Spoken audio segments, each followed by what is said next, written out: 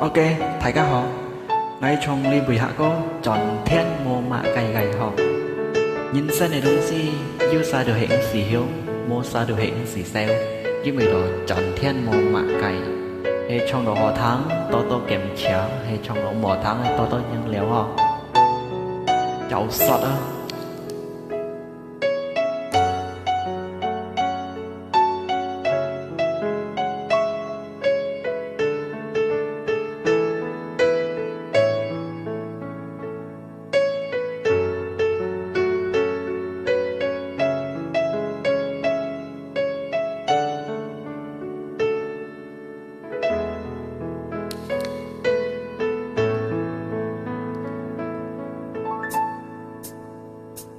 ngày chín mô xiong to nhì bởi án cam nhong to nhì tuy ngày nhong to ngày chín xiong to kẻ con nhí ôi nhong to cái gia mô hàm nhị mô họ nên nhong hin nhì chi to nhì tuy ngày nhong to nhì yêu xiong to ngày mô ai con nhí yêu xiong ngay nhí pasti hiao leo cay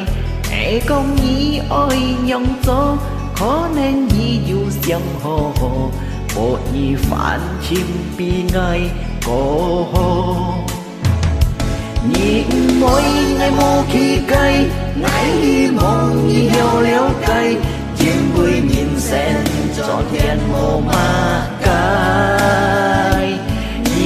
nhong ngay cầm cây chim vui nhí mô xiong ngay họ nên chiếu hết cha nhìn hệ coi chiếu hết cha nhìn nhí mô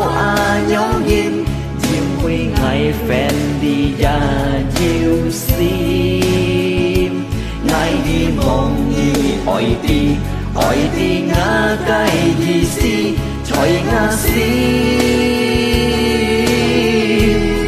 chiều hê nhị oi chim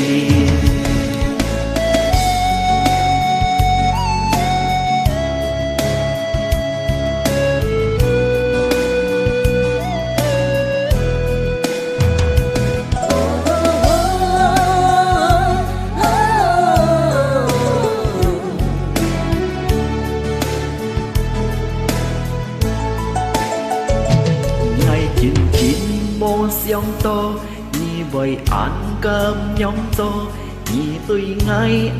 nhong to ngày chín xiong to kẻ con nhí ôi nhong to ngày gia mô âm nhị mô họ nên nhong hiên nhì chi to nhì tuy ngày nhong to nhì dù xiong to ngày mô hay con nhí yêu xiong ngay nhí pasti hiao leo cay hay con nhí ôi nhong gió khó nên nhí yêu xiong hồ hồ bộ nhí phản chim pi ngay cổ nhí mỗi ngày mô khi cay ngày đi mong nhí hiao leo cay chim vui nhìn sen tròn nhẹ mô ma cay nhí nhong ngay cầm cây chim vui nhí mô xiong ngay họ nên chiếu hết cha nhìn trong nhí chiếu hết cha nhìn nhí mô